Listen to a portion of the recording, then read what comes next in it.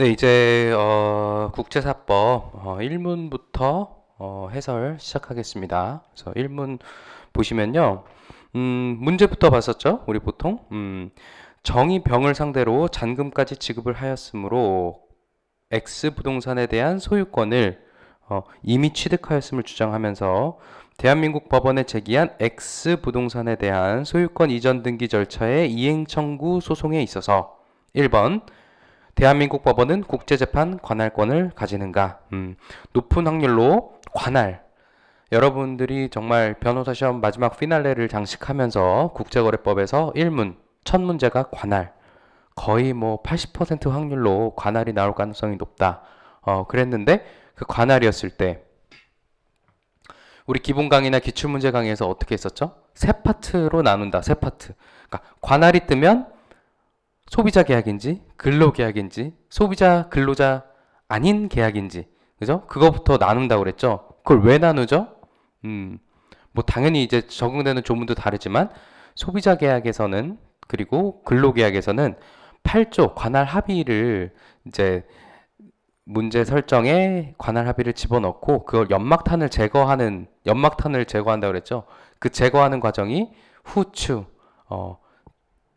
그 사전적 합의 안 되고 그런 다음에 추가적 합의여야 되는데 전속적 합의 안 된다. 이제 그렇게 걷어냈다면 소비자 계약 그리고 근로자 계약 아닌 요 사안의 경우가 그런데 그런 경우에는 원래는 8조 관할 합의가 있어도 2조 실질적 관련성으로 이렇게 대한민국 법원에 실질적 관련성이 있다. 이런 식으로 나온 기출 문제가 있고 아니면 아예 8조가 안 나온 경우도 있었는데 우리가 국제사법이 이제 새로 개정이 됐으니 어떻게 되는지 추이를 한번 살펴보자 이렇게 얘기를 했었죠. 근데 그게 나온 거죠 여기에. 사실은 2022년 1차 모의고사에서도 나왔어요. 그걸 이제 저번 기출문제 해설에서 또 한 바와 같은데 어차피 그거 이따 뒤에 한꺼번에 할 거니까. 그래서 이렇게 한번 제가 리뷰를 다시 해드린 이유는 요 1문을 봤을 때도 요 잔금 지급 막 요런 거에 현혹되지 마시고 국제재판 관할권을 가지는가? 라고 분명히 물어볼 거예요, 시험에. 그랬을 때 우리는 세 가지로 생각하자. 왜냐? 8조를 걷어내는 작업이 다를 것이다. 그래서 요 내용 보면은 잔금 지급을 했다. 위에 문제를 이제 읽어봐도 되고 아니면 설문에서 이미 알 수 있죠. 잔금 지급을 했다. 그럼 부동산 매매 계약이겠죠? 부동산 매매 계약. 그럼 뭔가 부동산 매매 계약 성격상 우리가 기출 문제를 쭉 보건데 소비자 계약이라든지 아니면 근로 계약이라든지 좀 그렇게 보기가 어렵죠. 위로 실제로 보면은 갑 회사는 중국 국적의 정의 의뢰로 그죠? 갑 회사가 뭐 중개하는 사람인가 봐요. 정이 사는 사람이죠. 그죠? 그리고 대한민국의 국적을 가지고 대한민국의 일상거소를 두고 있는 병소유의 제주도 소재 X부동산. 벌써 엄청 우리나라 얘기가 많이 나오죠. 대한민국 국적을 가지고 대한민국의 일상거소 있고 제주도 소재 X부동산. 그죠? 벌써 딱 느낌이 대한민국의 관할 갖고 가겠다. 그랬다고 오죠. 근데 그게 제 느낌이고 이제 법률 적용을 어떻게 하는지 한번 봅시다. 근데 이 문제 관련한 내용들은 이제 여기에 있는 거예요. 근데 이제 8조가 안 나오면 문제가 쉽게 가겠지만 8조가 나오면 이제 이게 변별력이라고요. 그죠? 그리고 높은 확률로 8조는 계속 내왔다. 시험 문제에. 근데 기본 강의 맨 처음에도 말씀드렸었는데 잠깐 기본 강의 오리엔테이션 강의에 있을 거예요. 아마도. 그 관할이 세 파트가 있다고 그랬잖아요. 소비자 계약, 근로 계약, 소비자 계약, 근로 계약 아닌 계약. 근데 높은 확률로 이 마지막 파트, 즉 요 신모, 요 파트가 나올 것 같다. 왜냐? 10회 변시, 11회 변시 때 나란히 나왔거든요. 한 번씩. 소비자 계약과 근로 계약이. 근데 여기 이제 신모에 냈어요. 12회 때는 어떻게 나올지 모르겠어요. 그래서 이 내용을 봤을 때 우리가 소비자 계약과 근로 계약이 아님을 빨리 캐치를 했으면 요 1번 문제 설문을 봤을 때 이거는 세 번째 파트로 가는구나. 그걸 우리가 체크할 수 있죠. 그렇게 해서 요 포맷이 이제 떠오르면은 좋은 거죠. 요 포맷이. 그렇죠? 그러면 한 번만 이제 리뷰를 이제 어, 파이널 직전 강의니까 이게 리뷰를 또 이제 하면서 하면 이거는 이제 소비자 계약 근로계약 아닌 경우였고요. 소비자 계약 같은 경우는 S1, 2, 3가 어떻게 바뀌었었죠? 소비자 계약. 소비자 계약인 시그널을 어떻게 한다 그랬죠? 42조 1항에 있다 그랬죠? 밖에 있는 외국인이 일상고소주의 소비자의 일상고소지에 있는 나에게 홈페이지 권유 등을 통하든가 그죠? 여러 가지 1, 2, 3, 5 있었죠? 거기에 해당되는지 안 되는지 42 어떻게 외워요? 뭐 소비자는 사시미를 좋아한다 막 이런 식으로 막 했었죠? 기본 강의 때. 그렇게 해서 이제 소비자 계약이다. 그러면 이제 스텝 2에 어떻게 갔었죠? 소상 이렇게 갔었죠? 소비자의 일상거소지, 그죠? 그렇게 해서 이제 소비자가 사업자한테 청구하냐, 사업자가 소비자한테 청구하냐 그렇게 달라졌고 스텝 3, 8조 요게 연막탄. 근데 어떻게 걷어낸다 그랬죠? 후추, 사후적, 추가적 합의인지 본다. 그렇게 했었죠. 그리고 두 번째 근로계약. 근로계약도 소비자 계약과 큰 틀은 똑같았죠. 근로계약에 있어서 관할이 어딘지. 근데 근로계약은 법 조문상 근로계약은 무엇이다라고 안 써 있고 우리가 문제를 읽어봐야 된다 그랬죠. 그래서 얼핏 생각나는 근로계약은 뭐가 있었냐면 뭐 직무발명의 뭐 준거법 이거는 뭐 판례의 법리기도 하지만 이 그 직원이 회사 밑에서 일해서 발명한 것 또는 뭐 직무 발명까지 안 가더라도 뭐 근로 계약을 체결하고 뭐 이런 식으로 문제 자체를 읽었을 때 그 문구가 나오면 그거 이제 근로 계약으로 간다. 그리고 스텝 2는 뭐였죠? 근로자가 사용자를 상대로, 근로자가 회사를 상대로 하는 경우에는 일로제, 최일로제, 사고형이었죠. 일로제, 최일로제, 사고형. 근데 사고형은 시험에 별로 안 나온다.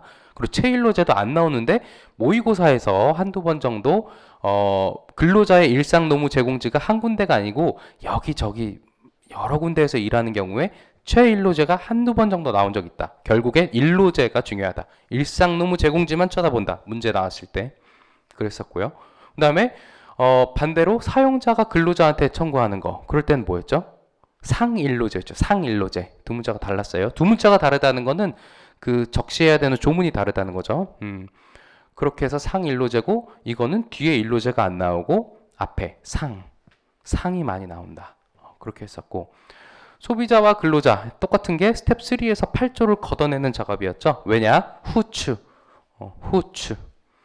조문 두 개가 구조가 비슷했다. 마지막에 후추. 사후적 추가적 합의여야 되는데 그렇지 아니한 경우에는 8조에 따른 관할 합의가 의미가 없다. 이렇게 했었죠. 그리고 요거는 이제 세 번째 파트. 제가 조금 출제 유력하다고 생각하는 파트에서 나왔어요. 그래서 아무튼 그렇고 리뷰를 했고 그러면 이제 요거는 8조를 어떻게 걷어냈냐? 일단 결론부터 말씀드리면 1차 모의고사 때는 8조에서 8조의 관할 합의가 인정된 사례가 나왔어요. 싱가포르 법원 뭐 해가지고 근데 이제 8조는 기본적으로 뭐냐? 그 예외 사유가 없어야 돼요. 예외 사유가. 일단은 뭐 이제 이따가 뒤에 가서도 하겠지만 빨리 조문 잠깐만 보고 갈게요. 오늘 좀 시간을 넉넉하게 할 수 있을 것 같아요. 오늘 할당된 그 시간 내에서는 조금 넉넉하게 할 수 있을 것 같아서 한번 보겠습니다. 이 8조에 보면요. 자, 합의를 할 수 있대요. 관할 합의를 좀 더 확대해 드릴게요.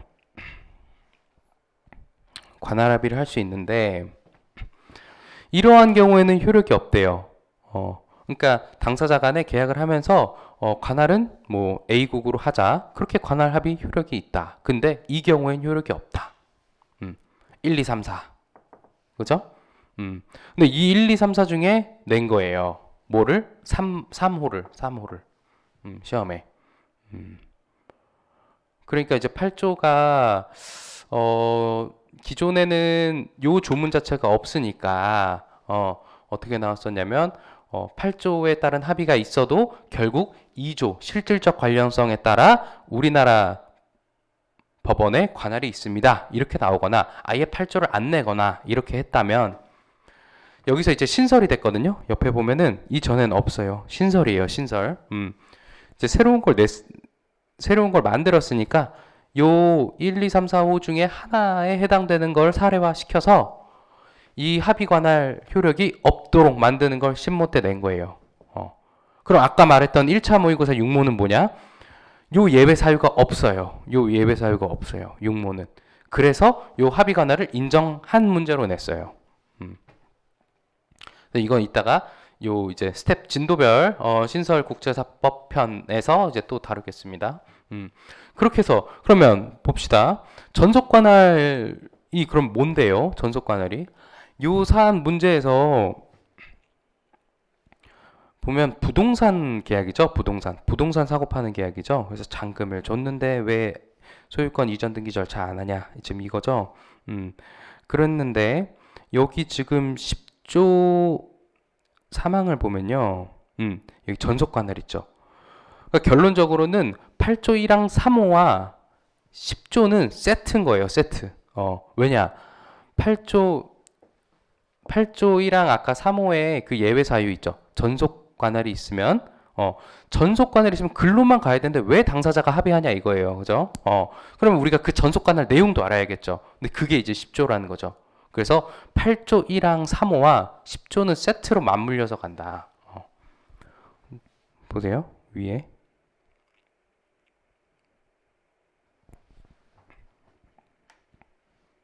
여기 보시면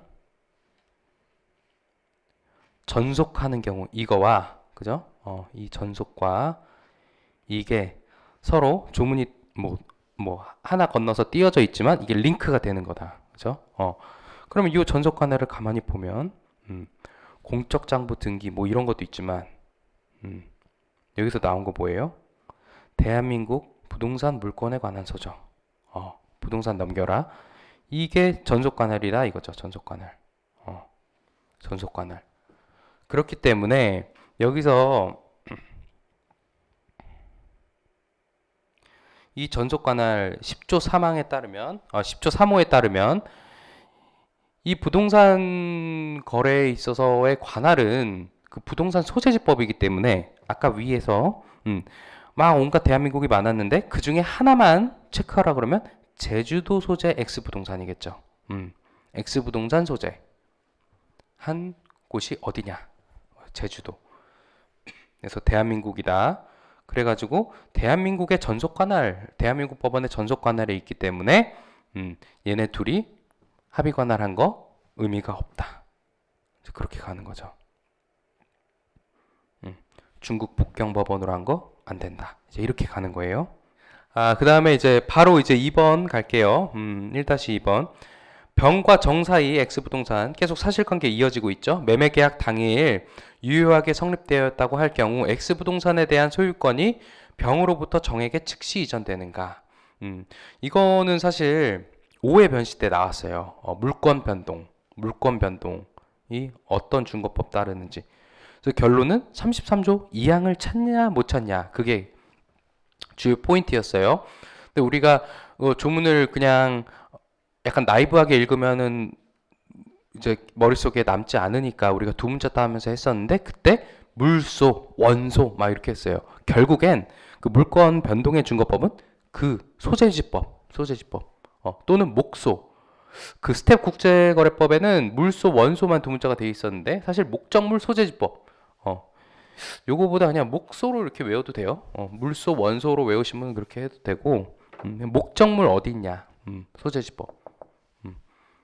그럼 이거 뭐예요? 대한민국법이죠. 대한민국법. 대한민국법. 목적물이 위에 제주도 소재 X부동산이니까 플러스 여기 전제사실 보면 전제사실을 다 활용을 해야 돼요. 하나하나가 점수가 다 들어가 있거든요. 그래서 요거 활용할 수 있는지 대한민국법과 중국법은 성립요건주의 사실 요거는 필요 없는 것이었죠. 그죠? 대한민국법으로 어차피 해결이 되니까. 그죠? 목소는 대한민국이니까. 그죠? 대한민국은 등기 공시제도를 채용하고 있다. 이러니까 부동산 넘기고 나서 등기까지 해야 이전이 되지. 이제 이런 얘기를 이제 쓰는 거예요. 여기다가. 그죠? 그래서 매매 계약만으로는 즉시 이전되지 않는다. 이게 정답인 거죠. 그렇게 해서 이거 찾는 거 20점 나왔고 그 다음에 이제 1-3으로 가겠습니다. 그리고 1-3, 이거 페이지 21쪽은요, 스텝 국제거래법에 이제 해당 내용이 21쪽에 소개가 되어 있으니까 한번 참고하실 분은 참고하시면 된다는 이야기고요. 그리고 또 기출 강의할 때 제가 또 이제 얘기를 하다가 생각난 것인데, 히든 조문이 있다고 그랬죠? 히든 조문. 이 관할 물어보는 거는 뭐라고 했어요? 1조 2조 쓰기. 1조 2조 쓰기. 그죠? 그리고 준거법은 각각 1조 쓰기. 그죠? 1조. 요거 있었죠? 각각 1조 쓰기. 여기도 각각 1조. 1조. 그죠? 이거 있었죠? 그래서 이거 한 2점씩 하나씩 들어가 있으니까 이거 챙겨 가시고요. 그렇게 하면 되겠습니다. 그래서 1-3번 갈게요. 이것도 28쪽에 있어요. 스텝 국제거래법. 한번 볼까요? 이거는 스텝 국제거래법 28쪽. 정말 많이 한 양의 위도용 얘긴데요. 양의 위도용. 여기서 근데 이 신모에서 물어본 거는 부동산의 특수성이에요. 부동산의 특수성. 요걸 물어본 거예요. 신모 때. 요 스텝 국제거래법 28쪽이에요. 요거는. 그래서 일반적인 계약에 스텝 1 소근 없는지, 그죠? 소근 없는지. 그 다음에 45조 명시적 묵시적 합의 있는지 없는지. 그리고 그게 없다? 그럼 이제 특징적 이해금을 가서 밀접 관련지를 추정하는 거죠.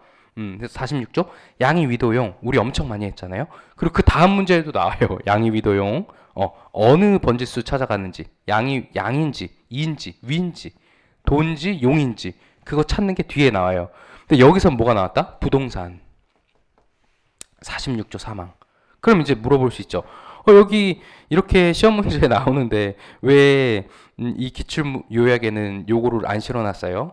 또는 여기에는 막 이렇게 부동산 막 이렇게 막 볼드 처리 안 해놨어요? 또는 여기 스텝에 왜 요거는 왜 체크를 안 해주셨어요? 라고 물으신다면 요게 정말 빈출된 게 아니에요. 이게 빈출된 거 아니어서 부동산이 어떠냐라고 46조 사망을 쓰는 그 기출 사례가 정말 드물어요. 근데 이번에 이제 모의고사로 나온 거예요. 모의고사로 나왔고, 그러니까 우리가 양위도용 하느라 머리 부서지느라 막 너무 스트레스인데 그 와중에 또 부동산으로 빠지는 게 있어. 이거 너무 이거 국제거래법 그만둘까 할 필요가 없다는 거죠. 왜? 메인 스트림은 양위도용으로 가는 거예요. 양위도용 물어보는 건 뒤에 문제에서도 또 나왔고. 왜냐? 중요하니까. 근데 이제 부동산이랑 묶어서 46조 사망이 이제 한번 빼꼼 머리를 내밀었다. 그리고 사실 밑에도 써놨는데 이 46조 사망은 그러면 정말 한 번도 나온 적이 없습니까? 나온 적이 있어요. 언제 나왔냐? 채권자 취소권 할 때 채권자 취소권. 2017, 2019, 2020 모의고사로 기억해요. 제가 한번 볼까요? 맨 마지막에 있을 텐데 국제거래법에 이게 뭐였냐면 채권자 취소권의 준거법이어서 스텝 1이 그 판례를 떠올릴 수 있는지. 판례는 뭐냐? 사회행위에 적용되는 준거법이다. 그럼 굉장히 추상 막연하죠? 사회행위가 뭔데요? 우리 민기록에서 해서 알지만 결국에는 사회행위 뭐예요? 채무자가 수익자한테 넘기는 그 행위 자체죠. 근데 그게 지금까지 기출에 다 부동산 넘기는 걸로 나온 거예요. 부동산 넘기는 걸로. 그죠? 그래가지고 마지막 부분에 보면요. 46조 사망이 나온 적은 있다. 근데 이렇게 단적으로 46조 사망을 물어보는 게 아니라 채권자 취소권을 물어보면서 같이 물어본 것이었다. 그거죠. 그래서 보시면 여기 나와 있죠. 여기. 자, 채권자 취소권. 이거 기본 강의 때 한 거예요. 그래서 스텝 1 판례 아는지. 그죠? 매매계약의 준거법 46조 사망. 왜냐? 채권자 취소권은 채무자와 수익자 사이에 계약 취소하는 거니까. 그죠? 그래서 막 민기록 두문자도 얼핏 얘기를 하면서 진행을 한 적이 있죠. 사관채 괴취 막 이래가지고 뭐 채무자와 수익자 사이에 무슨 부동산에 관하여. 그죠? 사관채 몇 월 며칠 몇 년 몇 월 며칠에 체결된 사관채 뭐 매매 계약을 취소한다. 그죠? 사관채 괴취 이런 것도 하면서 민기록 때 맨날 그 채권자 취소권으로 취소되는 게 부동산 매매 계약이니까 여기 국제사법에서도 그렇게 부동산 매매 계약으로 46조 3항이 나옵니다. 이렇게 하고 넘어간 적이 있어요. 이것만 독립적으로 따로 떼서 퓨어하게 순수하게 여기에 낸 거죠. 그래서 요건 내용은 그렇고요. 그래서 이제 요 문제를 보니까 저는 그러면 참 이거 부동산이 나오면 그렇잖아요. 지금 이 문제를 푸니까 부동산 그렇지 하는데 실제 시험에서 부동산 나오면 부동산인지 딱 그러니까 조문이 달라지는 걸 인지 못하고 그냥 넘어갈 수도 있잖아요. 스무스하게. 근데 예를 들어서 부동산인지 인지를 못하면 일로 빠지는 게 아니라 일로 계속 생각할 수도 있잖아요. 그러니까 우리가 부동산 테마가 나오면은 어떤 조문을 우리가 떠올릴 수 있는지 생각을 했더니 제가 5개 정도 나오더라고요. 5개 정도. 여기에 상속 부분에 GP 상부가 있어요. GP 상부. 이게 스텝 국제거래법 53조. 제가 지금까지 설명한 것과 플러스 라스트 요거밖에 없어요. 여기 이제 부동산 부분이거든요. GP 상부 중에 이 부동산 소재지법이 준거법이 된 사례가 있어요. 그래서 그거는 이제 스텝 국제거래법 가서 이제 다시 살펴보시면 되고 1번 첫 번째 부동산 관련 나온다. 그러면 이제 관할부터 우리가 시험에 관할부터 나오니까 20조 3호 요 시험에 나온 거 시험에 나온 거 10조 3호 그다음에 두 번째 준거법으로 가서 이 목적물 소재지법 이게 두 번째. 그러니까 부동산 관련 테마예요. 부동산 나왔을 때 왜 요걸 따로 해요? 왜냐? 조문이 달라지니까. 그죠? 조문이 달라지니까. 이게 두 번째. 그다음에 세 번째가 이거. 46조 3항. 46조 3항. 요거는 채권자 취소권. 요건 제가 좀 이번에 출제 될 것 같아서 모의고사 때 벌써 3번이나 나왔고 해서 요게 세 번째. 요게 네 번째. 상속준거법에서 GP 상부 중에 부 53쪽에 있어요. 그래서 요건 77조. 요건 이제 77조. 77조고요. 그래서 요거 한번 살펴보시면 되겠습니다. 5개가 아니라 4가지 정도네요. 그렇습니다. 그래서 요거는 이제 이렇게 하고 넘어가고요. 자, 그 다음에 2번에 1번 문제 가겠습니다. 요 문제는 문제부터 빨리 보시면 을 회사가 갑 상대로 중개계약 위반을 이유로 손해배상 청구. 정과 그 병 사이에는 정과 병 사이에는 부동산 문제였는데 을 회사는 뭔지 이제 위에 가서 봐야겠죠. 그럴 때 문제 풀 때 이제 막 사실관계 복잡하니까 점 찍으면은 좋다 그랬죠. 갑을이 나왔다 그러면 이제 시간이 없다 그러면 갑을 그죠? 갑을 그러면 이제 요 부분이 딱 우리 2번에 1번 물어보는 사실관계다. 보면은 중개계약이네요. 중개계약. 갑회사는 을회사에 체결했대요. 뭐를? 중국인 관광객 100명이 제주도로 여행하는 중개계약. 갑회사가 여행 및 부동산 중개업을 하는구나. 그렇게 해서 중국인 관광객의 제주도 관광 일정이 중개계약 내용대로 진행되질 않았대요. 여기서 문제가 있었구나. 그래서 여기 나왔네요. 을 회사는 갑 회사를 중개계약 위반을 이유로 손해배상 청구 소송을 대한민국 법원에 제기하였다. 이제 이렇게 나오죠. 그러면은 여기서 지금 물어보는 거는 관할이 아니죠. 관할이면 어때요? 지금 요 같은 사실관계에서 2번에 준거법을 물어본 건데 2번에 1번에 근데 만약에 관할을 물어봤다. 그러면 계약이니까 41조가 떠올랐는지 그렇고요. 왜냐? 소비자 계약, 근로 계약 아닌 케이스니까. 그죠? 41조가 떠올랐는지. 그리고 아까 1번에서 미처 하지 못했는데요. 요 3조 있잖아요. 3조 관련해서도 이제 뒤에 이제 스텝 국제거래법에서 나오겠지만 여기 이제 영업을 하지 않는 개인에 대해서 이제 3조 일반 관할이 인정되는 거고요.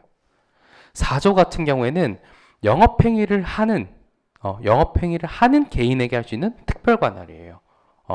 그렇기 때문에 요 4조는 적용되지 않는다라고 하는 게 요 지금 제가 지금 채점 기준표를 갖고 있는데요. 채점 기준표에도 4조는 언급된 바가 없어요. 근데 우리가 따로따로 생각하면은 누락하기 쉬우니까 2, 3, 4, 5 샤샤 뭐 이렇게 하기로 했죠. 그래가지고 4조는 지금 그 부동산 파는 사람이 영업을 하는 행위가 아니기 때문에 그 부동산 파는 걸 전문으로 하는 사람이 아니라는 거죠. 그래서 4조는 안 들어간 것 같고, 그 다음에 3조로 간다는 거죠. 일반 관할로. 저기 2번이 만약에 관할로 나온다면 뭘 우리가 체크해야 될까를 하다가 여기까지 다시 왔네요. 41조. 저쪽에서 그게 나오면. 근데 요 문제에서는 준거법을 물어봤죠. 준거법은 뭔가? 그랬을 때 관할에서도 마찬가지지만 준거법에서도 소비자 계약이냐 근로계약이냐를 따진다. 그죠? 소비자 계약이면은 준거법이 어떻게 하죠? 그것도 소상, 소비자 일상거소지. 그죠? 근로계약이다. 일로제. 근로자의 일상 노무 제공지. 그죠? 근데 여기는 소근이 아니다. 그럴 때 어떻게 가냐? 45, 46으로 간다. 그것은 28조에 아까 찾아본 바와 같죠.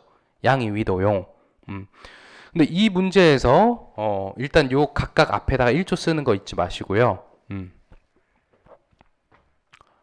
요 문제의 핵심은 요 문제의 그 가장 어려웠던 점은 중개 계약이 갑이 중개인이죠. 갑이 중개업을 하는 법인이죠. 그죠?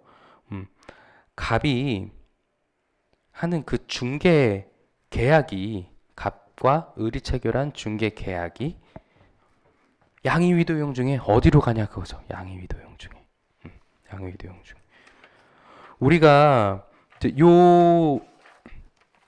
10월 모의고사가 이제 제가 향후 그 스택 국제거래법에는 이제 요 신문을 실을 거예요. 왜냐? 위임 계약에 해당된다는 게 처음 나왔어요. 요 이제 전체 우리 11회 변호사 시험까지 전부 본시험, 변시 본시험뿐만 아니라 모의고사 전부를 통틀어서 처음 나왔어요. 그래서 기본 강의 때 양의 위도용 이거 중에 두 문자가 좀 외우기 좀 역하거나 하신 분들은 양이용부터 외우자 그랬죠. 양이용. 그죠? 그리고 실제로 우리가 기출문제에서 파악한 게 뭐였어요?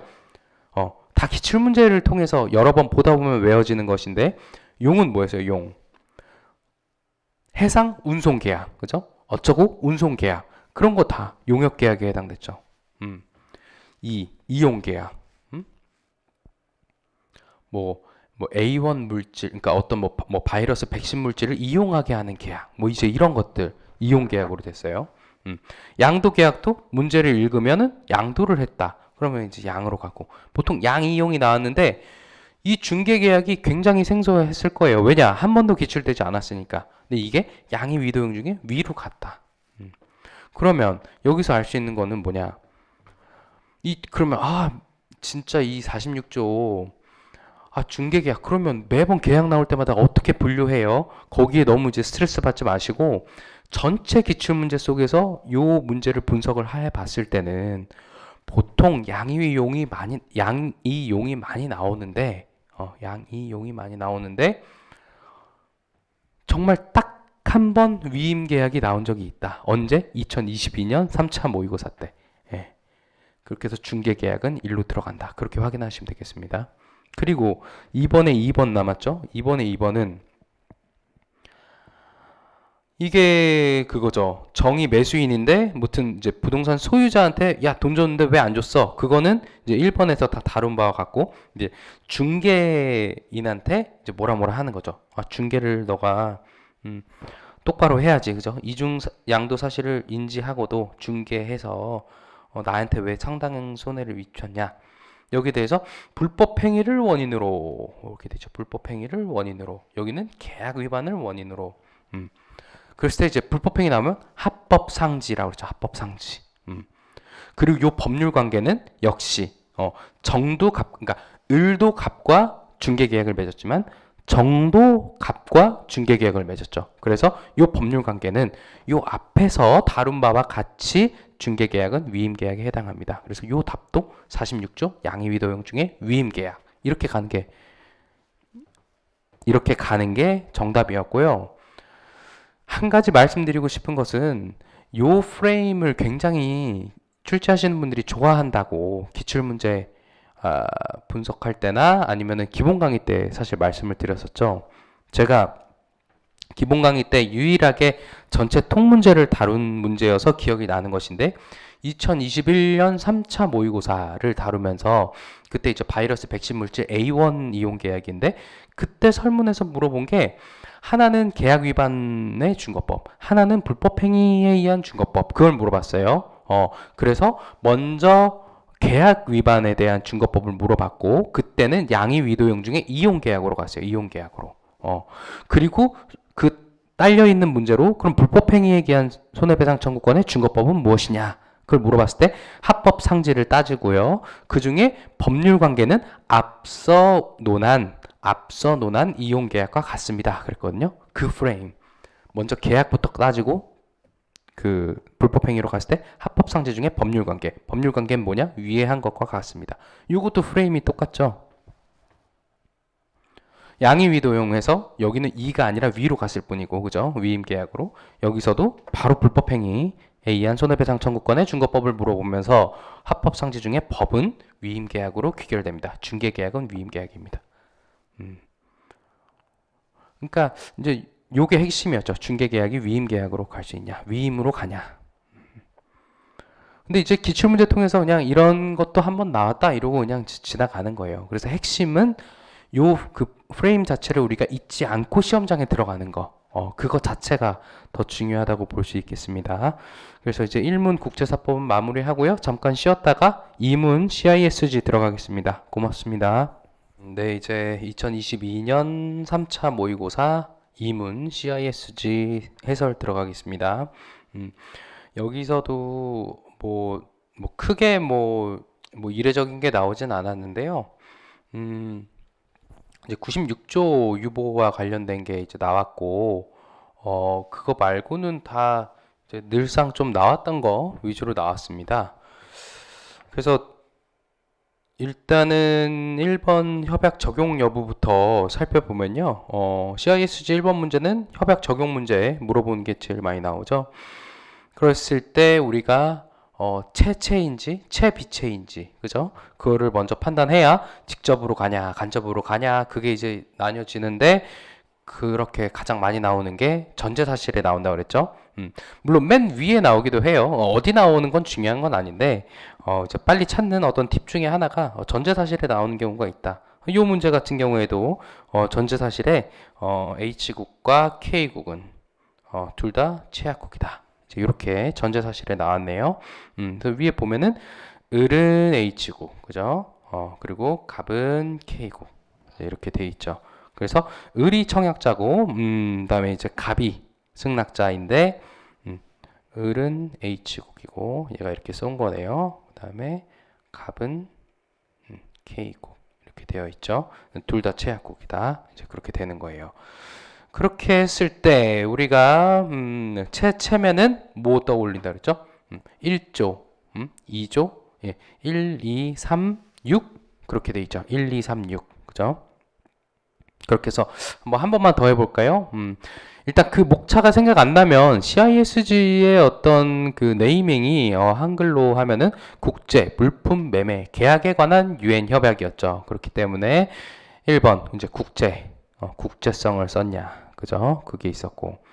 그 다음에 국제 물품이 뭐냐? 그건 그냥 동산인 유체물이다. 그렇게 이제 쓰는 것이고요. 얘 같은 경우에는 이제 내용이 뭐가 되겠을까요? 이제 계약서에 보면 인조 가죽 100야드와 붉은색 염료, 노란색 염료 이런 것들 다 물품이다. 이제 이렇게 쓰는 거예요.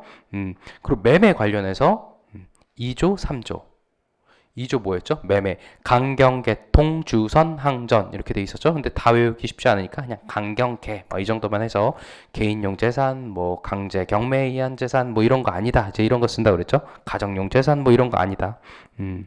그렇게 하고 넘어가고 소공 요건으로서 3조 주중공 노서공 이렇게 돼 있었죠. 그래서 주된 부분이 뭐 공급에 관한 부분이 아니고 이렇게 하는 거는 매매와 도급의 구분을 위한 조문이었죠. 그래서 아무튼 도급이 아니라 매매다 이렇게 가는 겁니다. 그리고 6조에 의한 유보가 없을 것. 6조에 따르면 배제 합의. 6조에 의한 배제 합의가 없을 것.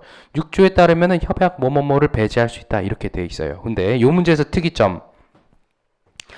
그렇게 해서 채채 전재산을 찾고 6조에 따른 배제 합의가 있어요. 요 문제에서. 그게 이제 특이점이에요. 요 신모에. 그래서 봤는데 다 배제하는 게 아니라 12조, 39조, 40조, 44조 적용을 배제하기로 한다 이렇게 돼 있어요. 이랬을 때 어떡하냐? 결론적으로 요 배제 6조에 의한 배제 합의는 뭐 있긴 하는데 12조만큼은 배제 합의 효력 미치지 않는다. 이제 그렇게 된 거예요. 왜냐? 6조 조문에 나와 있다. 각자 조문집 한번 보시면요. 6조 한번 펴볼게요. 각자 조문집. 저는 이제 예전부터 쓰는 조문집이 있어요. 이거 다른 자료가 같이 있네요. 로스쿨 국제거래법 쟁점가필 조문집 이승현 변호사님 건데요. 요거는 글쎄요. 막 이렇게 막 쉽게 추천드리기가 좀 그런 것이 국제사법 부분은 옛날 버전으로 되어 있으니까 이거를 막 굳이 사실 필요는 없고 다만 이제 저는 옛날부터 쓰던 거라서 CISG 부분은 바뀐 게 없기 때문에 전 요걸로 봅니다. 아무튼 이제 각자 가지고 계시는 두 문자 각자 가지고 계시는 그 조문집을 보시면 될 것 같고 6조를 펴서 읽어보면요. 계약에 의한 적용 배제, 당사자는 이 협약의 적용을 배제할 수 있고 이렇게 배제할 수 있고 6조. 근데 12조에 따를 것을 조건으로 하여 다 읽어보면 배제하거나 효과를 변경할 수 있다. 그러니까 12조에 따를 것을 조건으로 하여야지 12조 자체도 깔 수 없다는 거죠. 6조 배제 합의로. 그죠? 그래서 12조는 살아있다. 이게 이제 1번에서 물어본 또 내용 중에 하나였습니다. 그래서 협약이 직접 적용된다. 이제 이렇게 가는 겁니다.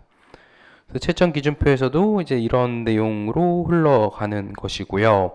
그럼 2번 가겠습니다. 계약이 성립되었는가? 계약이 성립되었는가?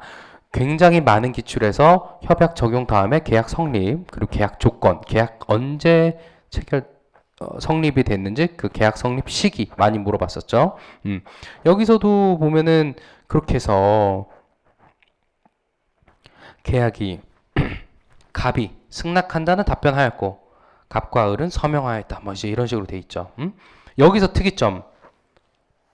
계약 성립 물어봤을 때 가장 많이 빈출된 건 뭐였어요? 그러니까 이 문제를 풀 때 이런 것도 있네 이러면서 막 이제 샅샅이 잘 검토하는 것도 중요하지만 전체 기출 문제의 메인 스트림은 뭐가 있는데 거기서 살짝 빗나간 거구나. 그래서 이런 것도 나왔구나 라고 하면 우리가 메인을 따라가되 이거 곁다리를 조금 챙겨간다는 식으로 하면 심리적인 부담도 없고 실제로 공부할 때 좀 더 효율성을 높일 수 있잖아요. 보통 메인 스트림은 뭐였어요? 계약 성립식이 나오면 14, 18 나오고 14조 뭐였죠? 청약은 물수대, 물품 수량, 그리고 대금 이런 것들이 충분히 확정적이어야 한다. 그리고 승낙과 청약이 합쳐서 23조 계약 성립. 그죠? 가장 메인은 19조 3항이었죠. 뭐였죠? 실질적 변경이 있었는지. 두 문자 대대지 물품수 인장시 책분. 그래서 청약을 썼을 때 승낙자가 고지고대로 오케이 하는 법이 절대 없다고 그랬죠. 그러니까 절대가 아니고 대부분 없다고 그랬죠. 여기서는 오케이를 했어요. 오케이를 했는데 이제 여기서 쟁점이 된 거는 구두로 오케이 한 게 효력이 있냐 또는 만나서 서면으로 써야 그때 오케이가 되냐 그 쟁점이에요. 그러니까 메인 스트림은 19조 3항 물어보는 게 줄기차게 나왔어요. 변시도 그렇고 모의고사도 그렇고. 그래서 대대지 물품수 이자시 책분은 우리가 많이 트레이닝을 했으니까 여기서 넘어갈게요. 여기서는 살짝 곁다리로 갔다. 그거예요. 요 신모의 특징이. 그러면은 뭐냐 이게? 요 두 문장이 요 한 문장이 어떤 조문을 타고 가느냐에 따라서 이제 답을 갈랐을 거예요. 성립이 언제 됐느냐 관련해서 1월 3일이냐 아니면 1월 7일이냐. 일단 정리를 해보면요. 11조에 따르면 11조에 따르면 그러니까 이 구두로 한 그 승낙에 대해서 전화를 걸어라고 그랬죠. 관련 조문이 11조인데 이따 볼 거예요. 형식 자유의 원칙이에요. 그러니까 계약 그 체결에 있어서 형식 자유롭게 할 수 있다. 그 말은 뭐예요? 서면이든 구두든 구두로도 오케이 이거예요. 근데 96조 유보를 했으면요. 이것도 이제 조문 살펴볼 텐데 96조 유보에 이 형식 자유 원칙을 제한하고 있어요. 그러니까 이 유보를 하면 온리 서면으로만 돼요. 온리 서면. 그래서 요거와 요의 이 11조와 96조 이 충돌하는 요거를 제 생각을 그냥 얘기하냐 그게 아니라 12조 내용 12조에 따라서 요 내용이 규정이 돼 있어요. 그러니까 12조를 이것도 열어볼 거예요.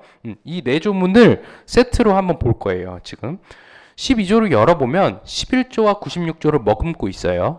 그래서 근데 이 12조를 읽어보면 처음에 읽었을 때 이게 한글이긴 한데 이게 뭔 말이야? 이게 한국 사람인데 내가 한글을 읽어도 이해가 되지 않는 매직. 근데 이 내용을 잘 읽고 풀어서 보면 11조는 결국 구두로도 오케이. 96조는 서면으로만 해야 오케이. 이제 이 내용이에요. 결국 12조가 머금고 있는 11조와 96조의 내용이. 그리고 거기에다가 이제 요게 숨어 있죠. 그러니까 6조에 의한 배제가 12조에도 영향을 미치냐? 12조도 적용 안 되게끔 해야 되냐? 근데 이거는 이제 물음표를 쳐놨지만 위에서 이미 해결을 했죠. 12조는 6조에 의해서 배제할 수 없다. 그래서 요거는 이렇게 날아가는 문제였고요. 그럼 결국에는 11조와 96조의 해석론이죠. 그래서 조문을 또 이제 각자 조문집으로 한번 살펴보면요. 먼저 그 12조부터 볼게요. 12조부터 굉장히 어렵게 서술이 돼 있어요. 그리고 결론부터 말씀드리면 12조는 정말 시험에 나온 적이 없어요. 기출된 적이 거의 없어요. 그래서 이제 신모 때 이제 한번 냈고, 그리고 이제 96조와 관련한 이런 서면이냐 구두냐 이거는 저번 기출 해설 때 진행한 적이 있는데 2021년 2차 모의고사가 유사한 문제로 나왔어요. 근데 그때는 이거보다 더 베베 꼬아서 제가 이렇게까지는 안 나올 거예요 라고 했어요. 그때는 결국에는 막 이제 유효하게 만들기 위해서 이 구두로도 오케이 하기 위해서 막 합의를 막 그 준거법을 뭐 대한민국 법으로 하고 막 그런 게 막 그건 너무 복잡하고 요 정도는 정말 공부하고 넘어갈 만한 것 같아요. 12조를 읽어보면요. 계약 형식의 국내 요건, 벌써 이름이 계약 형식의 국내 요건이에요. 매매 계약, 합의에 의한 매매 계약의 변경이나 종료, 청약, 승낙, 그죠? 지금 요 내용이죠. 그 밖의 의사 표시를 서면 의외의 방법으로 할 수 있도록 허용하는 이 협약 11조. 11조를 머금고 있다고 그랬죠? by 12조. 12조에서 11조를 머금고 있어요. 11조 내용은 뭐예요? 구두로도 오케이다. 서면 이외의 방법으로 할 수 있다. 우리가 아는 서면 이외의 방법, 구두로, 말로 하는 거. 그리고 29조 2편은 막 이렇게 했는데 29조 2편은 일단 시험에 나온 적이 없으니까 그냥 X표 쳐도 무방해요. X표 쳐도 무방하고 11조만 봅시다. 11조는 당사자가 이 협약 96조에 따라 유보 선언을 한 체약국의 영업소를 가지고 있는 경우에는 적용되지 아니한다. 그러니까 결국 뭐예요? 요 11조는 요 96조 유보를 한 체약국을 만났을 때는 안 된다. 요 얘기죠. 안 된다. 그 얘기예요. 그렇게 해서 이제 그리고 당사자는 이 조를 배제하거나 그 효과를 변경할 수 없다. 12조 조문상에도 나오죠. 6조에서도 12조에 따를 것을 조건으로 하고 이런 얘기가 나오고 12조에서도 이 조를 배제하거나 효과를 변경할 수 없다. 그래서 이승현 변호사님 국제거래법 가필 조문집에는 옆에 CISG의 유일한 명시적 강행 규정이다. 뭐 이런 얘기도 나와요. 그러니까 12조는 당사자가 자유롭게 배제할 수 없어요. 요거는 배제 가능. 그죠? 요거는 배제 불가능. 아무튼 이건 12조의 성격이고 12조 내용을 딱 펼쳐보면 요렇게 있다. 자유롭게 할 수 있는데 96조 유보가 있는 체약국을 만났을 때는 구두로만 오케이가 안 되고 서면까지 와야 된다. 그렇게 돼요. 96조를 그럼 보자고요. 진짜 이 내용인지.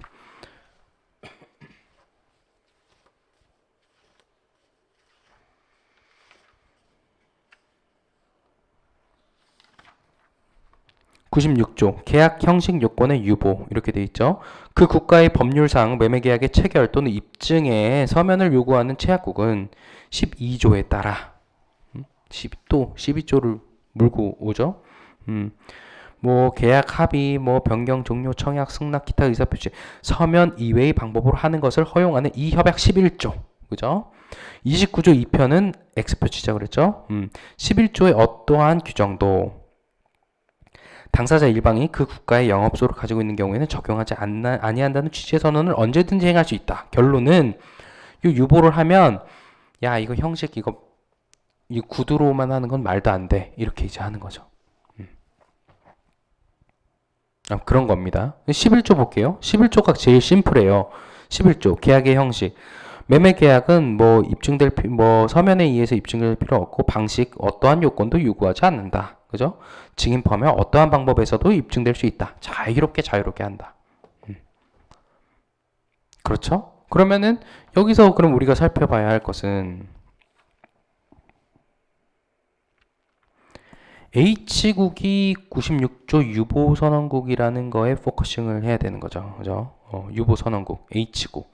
근데 아까 여기서 H국이 어디 있어요? 을이죠, 을. 그러니까 을과 갑이 계약 체결했으니까, 근데 체약국, 이 체결한 이 을의 H국. 이 협약 체약국이죠. 그 체약국이 96조 유보선언을 했다고요. 그죠? 이랬을 때 96조가 있으면 얘 안 되고 서면으로만 해야 된다. 그렇기 때문에 위로 올라오면 여기 1월 3일에 오케이 한다는 답변을 했을 때 성립이 아니라 1월 7일 직접 만나서 계약서에 문서화된 계약서에 서명을 했을 때 계약 성립된다. 이게 정답이에요.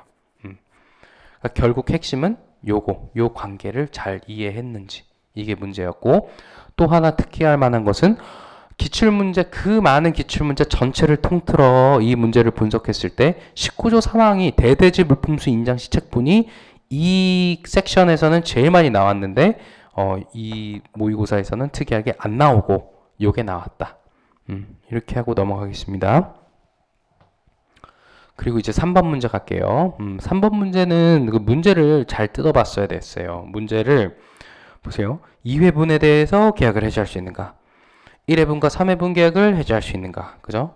그리고 3회분에 대해서 계약 해제 외에 어떤 구제를 할 수 있는가? 그거죠. 먼저 2회분부터 보면요. 계약 해제가 나왔죠. 계약 해제가 나오면 우리가 떠올려야 할 게 많은 것들이 있지만 그 중에 메인은 뭐라고 그랬죠? 또 메인은 그러니까 뭐가 어떻게 나오든 우리가 흔들리지 않는 틀이 있어야 되잖아요. 어떤 과목이든 S1부터 3까지가 뭐였죠? 매도인의 의무 위반, 그죠? 본질적 계약 위반. 이 본질적 계약 위반을 누락하고 쓸 가능성이 높으니까 스텝 2 의무와 구제수단 사이에 어떤 브릿지 역할을 해준다고 그랬죠? 본질적 계약 위반이. 그리고 결국엔 궁극적 종착지는 매수인의 구제수단이다. 그 중에 뭘 물어봤냐? 해제를 물어봤다. 해제는 사총사 있다. 그다음에 그 오리지널 그 일반 해제가 있고, 그다음에 이행기 전 해제가 있고, 일부 해제가 있고, 51조, 그다음에 분할 73조가 있었다. 근데 여기서 그러면 분할인지 일부인지 어떻게 하냐? 우리 기출 문제 때도 많이 했고, 그다음에 기본 강의 때도 많이 했죠. 계약서를 본다 그랬죠. 계약서에 애초에 1000개를 준다라고 했는데 줬더니만 그중 500개가 에러 떠서 해제한다. 그러면 이제 분할 계약 일부 해제로 가는 것이고요. 그게 아니라 계약서에서 애초부터 이거를 인도 시기 같은 거를 나눠서 수량을 나눠서 애초부터 계약서에 그렇게 써 있으면 분할 계약이다. 위에 보면은 1회분은 3회에 걸쳐 이렇게 돼 있고, 이거 살짝만 지울게요.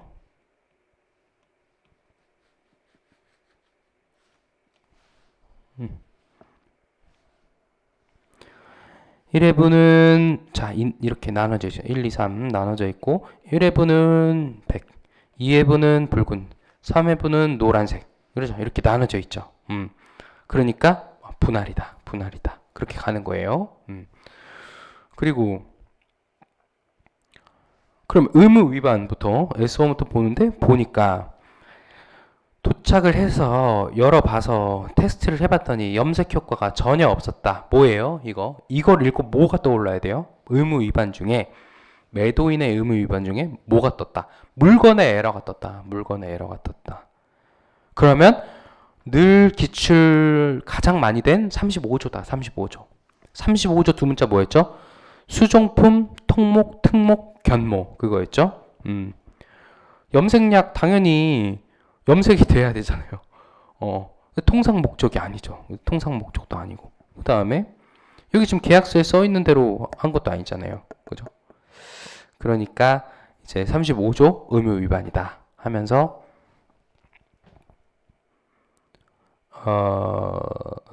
물품 적합성 의무 위반을 써주는 것이고요. 그러면은 우리가 자연스럽게 뭘 떠올린다 그랬죠? 자연스럽게 뭘 떠올린다? 36조. 36조에 따라서 그 계약 부적합 시기가 언제인가. 그렇게 해서 위험 이전이랑도 66, 67이랑도 연결이 된다 그랬죠. 여기 같은 경우에는 그 5월 10일에 이제 이해분 같은 경우에는 선박회사에 교부를 해가지고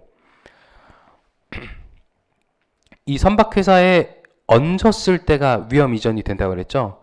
근데 여기 해설에는 운송 계약을 포함한 뭐 그렇게 이제 해서 66조에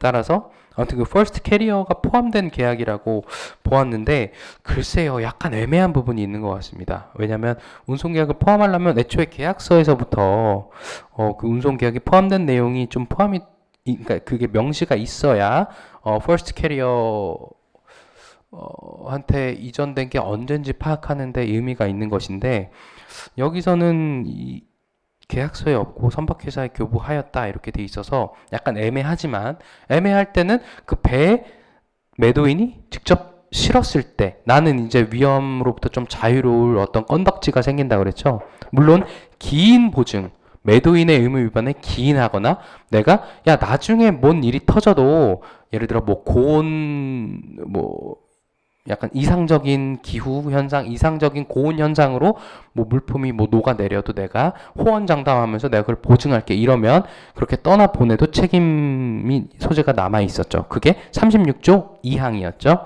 근데 여기서는 보니까 이 선박회사 교부하기 전부터 이게 지금 염색 효과가 거의 없었던 거죠. 그죠?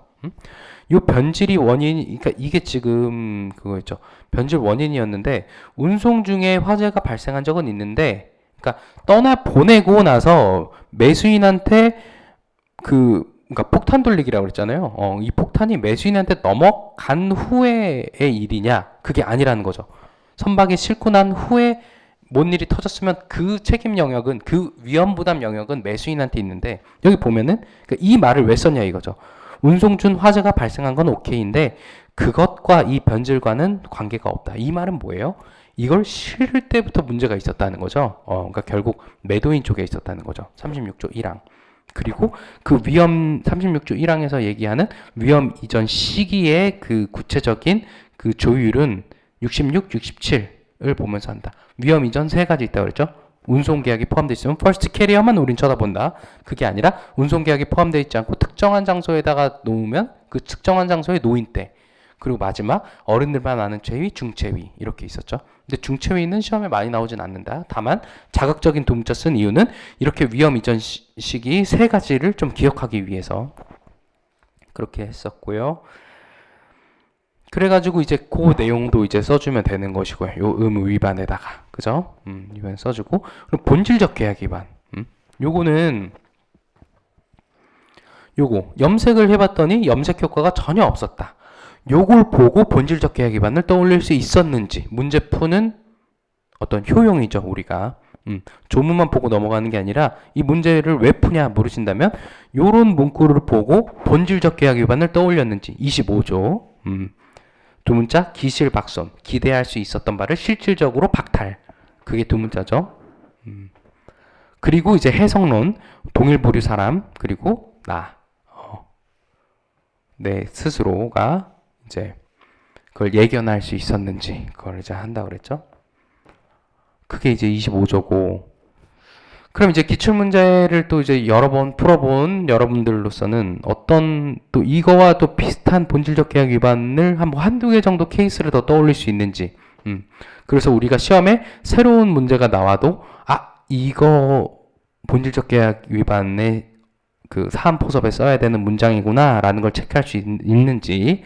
예를 들어서 제가 문득 생각나는 거는 기출문제 해설 중에 USB를 이제 인도하는 게 있었는데 그 USB 중에 뭐 하나는 그러니까 USB 중에 뭐 일부가 그 자료 저장 기능이 안 됐을 거예요. 그중 또 뭐 전부는 그러니까 뭐 자료 저장 기능 안 되는 걸로 만든 것도 있고, 그다음에 뭐 구멍을 뚫어서 판매하기로 했는데 구멍이 안 뚫려 있었다 이렇게 한 것도 있어요. 근데 아무튼 그 USB를 판매를 하는데 자료 저장 기능이 없다? 그러면 그거는 본질적 계약 위반이다. 그죠? 본질적 계약 위반. 이것도 염색약을 파는데 염색 효과가 전혀 없어. 내가 흰머리가 나서 검은색 염색약을 샀는데 하나도 검은색으로 염색되지 않고 흰머리가 그대로 있다. 굉장히 본질적이죠. 그러니까 이런 문제를 보면서 이거 떠올릴 수 있는지. 그리고 매수인의 구제수단. 그래서 분할 계약으로 간다. 그렇습니다. 그리고 잊지 말아야 할 거. 해제로 갔다 이거예요. 분할 계약 오케이. 이 회분에 대해서 이미 인도받은 부분에 대해서 해제한다. 잊지 말아야 할 거. 82조. 해대 두 문자 뭐였죠? 해제와 대체물 인도 청구에 있어서는 동일 상태 그대로 반환할 수 있어야 되죠. 동일 상태 그대로. 받은 수령한 상태 그대로 반환. 근데 이 부분에 있어서도 자, 두 가지예요. 이 82조를 펴보면요. 동일 상태 있는 그대로 반환하지 못하면 해제할 수 없다. 다만 매소변 검사 기인. 그러니까 예를 들어서 이게 두 문자인데 그 내용을 풀어서 말씀드리자면 매수인이 그러니까 동일 상태로 반환할 수 없는 것이 매수인의 책임, 그러니까 매수인의 기인한 것이 아니거나 또는 매수인이 그 상자를 열어봐서 검사를 하다가 뭐 변형이 일어나서 돌려줄 수 있는 상태 그대로 돌려줄 수 없는 경우에는 또 해제를 할 수 있다. 이제 그렇게 우리가 공부를 했었거든요. 페이지로는 몇 페이지인가요? 이걸 찾을 수 있을까 모르겠는데 잠깐만요. 메모를 35쪽이라고 메모가 되어 있네요. 여기 보면요. CISG 35쪽 잠깐 이거 하고 가겠습니다. 시간 오늘 조금 넉넉하게 잡아서 기출문제 해설할 때 너무 그 양이 많아서 좀 너무 빨리 한 경향이 있잖아요. 그래서 오늘 약간 콕콕 누르고 가겠습니다. 그래서 여기 보시면요. 요 내용이죠. 82조. 해제와 대체물 인도 청구에 대해서는 동일 상태로 반환할 수 있어야 돼. 근데 이 경우에는 반환할 수 없어도 청구할 수 있다. 이거죠. 1항의 경우에는 적용되지 아니한다. 그죠? 그 물품을 동일 상태로 반환할 수 없어도 해제권을 상실하지 아니한다. 이거죠. 그래서 두 문자가 매소변 검사 기인 X는 해대다. 그죠? 그래서 이제 우리가 저번에 했었던 것은 뭐 이것이 있는 상태랑 그대로 반환할 수 없는 게 어떤 사례가 있었냐면 해제를 하려고 보니까 잘 보관해 놨는데 뭐 강풍이 불었나 뭐 아무튼 자연재해로 인해서 이게 뭐 부식이 됐다거나 뭐 그래 막 녹이 슬어서 있는 그대로를 못 돌려주는 상황.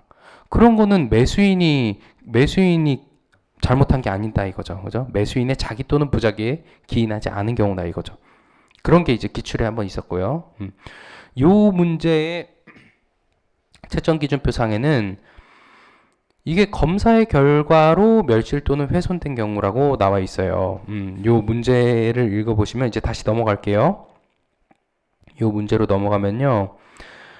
이제 도착을 해서 절단한 후 사용해서 염색을 해봤더니 염색 효과가 없지 않았냐 이거죠. 성분 검사를 의뢰한 결과 이제 이렇게 돼 있죠. 그렇게 해서 이 82조의 그 예외되는 사유인 매소변 검사 기인 중에 검사로 간다 이건데 저는 제 생각에는 그래요. 참 뭐 교수님이 이렇게 봤으니까 이제 검사하는 와중에 이렇게 이제 된 것이다 이렇게 하는데 약간 애매한 부분도 좀 있는 것 같습니다. 이거를 검사 그냥 사용을 했다고 하니까 좀 뭐 그냥 뭐 검사라기보다는 사용하다가 발견한 거 이렇게 볼 수도 있는 것 같은데 근데 교수님이 이렇게 하셨으니까 그냥 여러분들도 그냥 여기 그냥 검사라는 얘기를 넣으셨다 하면 매소변 검사 기인 중에 검사에 포커싱을 해서 만드신 거구나. 그래서 결론적으로는 동일 상태로 그대로 그래서 이제 제가 이 문제를 보면서 생각한 건 뭐냐면 그 있는 상태 그대로 반환할 수 있는 거 아니냐. 이렇게 염색 효과가 전혀 없는 상태 그대로. 애초부터 그 염색 효과가 없는 염색약을 받았잖아요. 알리자린 성분 변질이 된 상태로 그대로 받은 걸 그대로 돌려줄 수 있는 상황이잖아요. 그죠?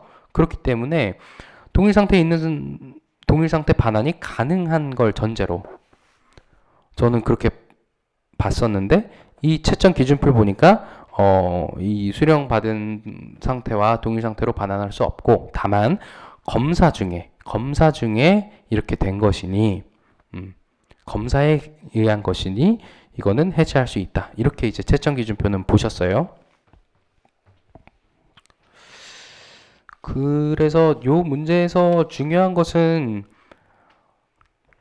뭐 요 부분을 제가 좀 뭐 예상보다 좀 길게 말씀드리긴 했는데 가장 중요한 맥은 S1부터 3까지 우리가 찾을 수 있냐예요. 찾을 수 있냐고 해제로 갔을 때 4개 중에 어디로 우리가 잘 갈 수 있냐. 그리고 82조 자체를 좀 잊지 말자. 그죠?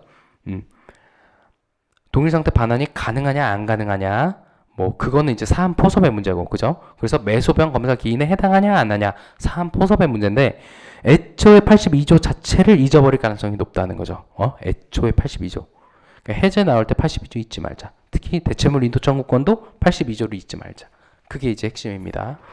그리고 이제 두 번째 물어본 게 이제 1, 3회분까지 같이 해제할 수 있냐 이건데 이거는 73조 2항에 보면 상호 의존 관계 그렇게 나와 있는데 그래서 두 문자도 분장수상이었어요.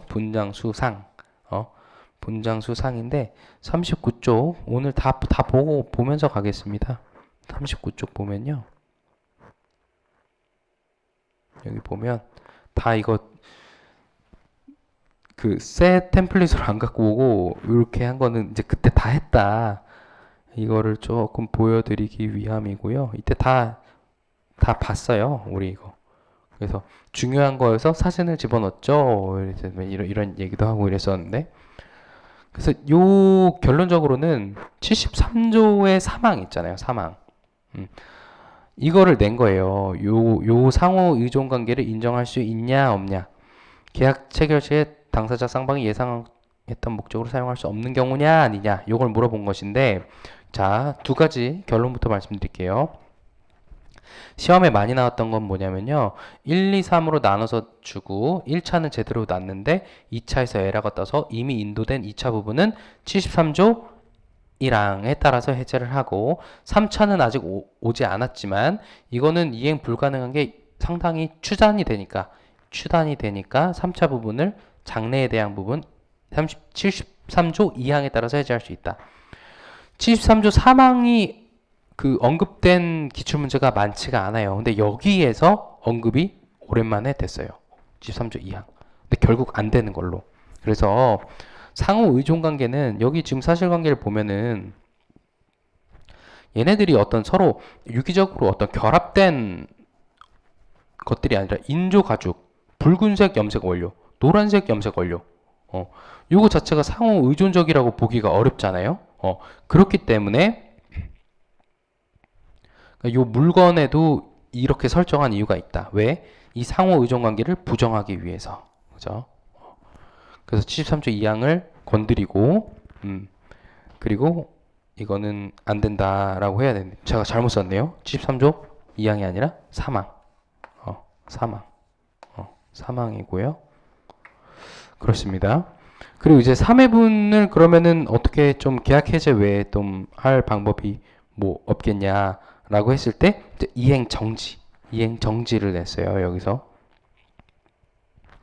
근데 이행 정지를 이렇게 다 문제 이렇게 다 보면서 하면은 이게 무슨 의미가 있습니까? 이걸 실제 나오면은 어떻게 이걸 체크를 우리가 할 수 있나요? 라고 했을 때 이 문제가 터졌을 때 더 인도할 게 남았는데 이 인도 기일이 언젠지 위에 계약서를 본다고 그랬죠? 이행의 정지나 이행기 전 해제나 그죠? 그래서 이행기 전에 정지, 이행의 정지 같은 경우에는 여기 지금 문제가 터진 게 지금 요 부분이잖아요. 이 예분 요 부분이 터졌어요. 그리고 시간 순서대로 가니까 5월 19일 전이란 말이에요, 이게. 그죠? 근데 3회분은 언제 준다고 그랬어요? 3회분 5월 30일까지. 잘 보이세요? 잘 안 보이죠? 확대해야 보이죠? 3회분은 5월 30일까지. 그러니까 이행기 전에 우리가 할 수 있는 게 이행의 정지가 있고, 그죠? 이행의 정지가 있고, 그다음에 이행기 전 해제가 있는데 5월 30일까지 3회분을 줘야 되는데 그 전에 뭐가 터지니까 3회분에 대해서 계약 해제 외에 할 수 있는 건 뭐냐? 이행의 정지. 그래서 71조 1항과 3항을 쓰는 문제였습니다. 그리고 마지막 4번 갈게요. 4번은 결론적으로 특이한 게 여기 이렇게 막 큰 따옴표 해놨죠. 요거는 우리가 아는 루틴한 거예요. 매수인의 구제수단. 근데 4번은 특이하게 매도인의 구제수단. 요거는 결론적으로 11회 변시랑 굉장히 닮아 있어요.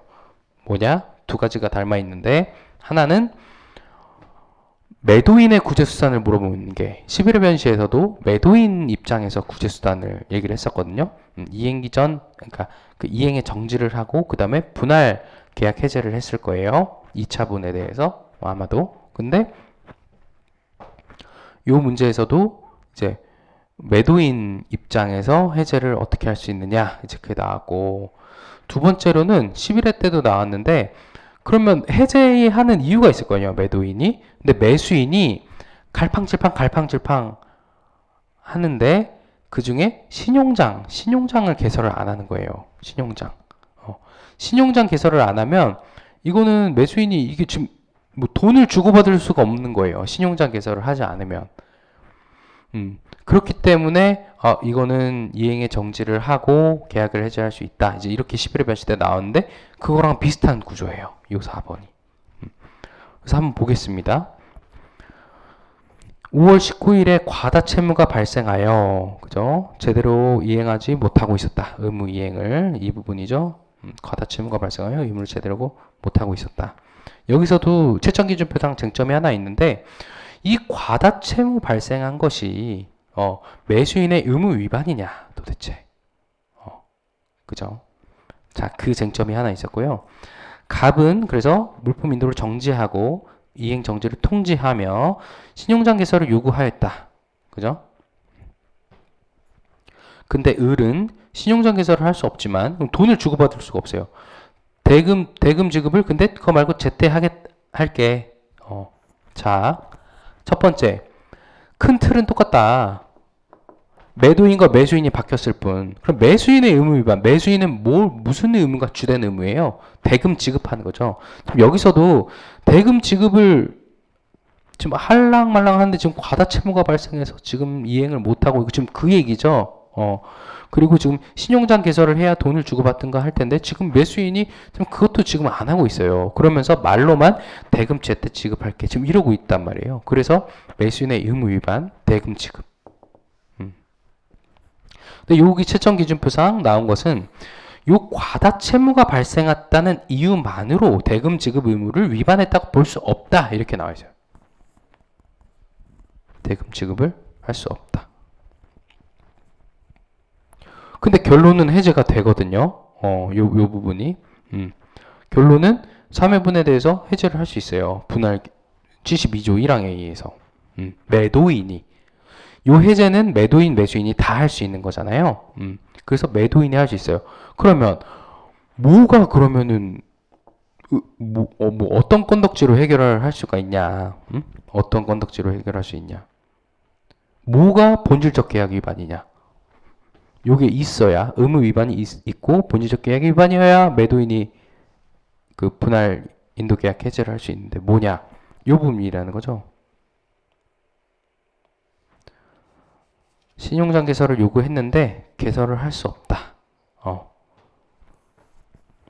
요게 본질적 계약 위반으로 파악이 된 문제고 그렇게 해서 분할 인도 계약 해제를 매도인이 할 수 있는 거죠. 그래서 제가 말씀드리고 싶은 것은 요 문제를 풀면서 그럼 우리가 어떻게 할 건 뭐냐?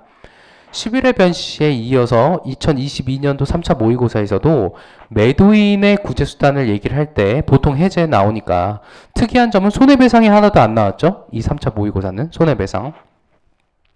말로만 하고 넘어가면 우리를 해피하게 하는 74조, 75조가 있고 우리를 좀 힘들게 하는 것 중에 75조는 계약 해제가 된 전제, 계약 해제 통지가 26조에 따라서 제대로 된 전제 하에 되기 때문에 그걸 우리가 좀 힘들었고 77조 손실 경감 의무 있었고 79조 면책, 통지할 수 있는 사유냐 아니냐.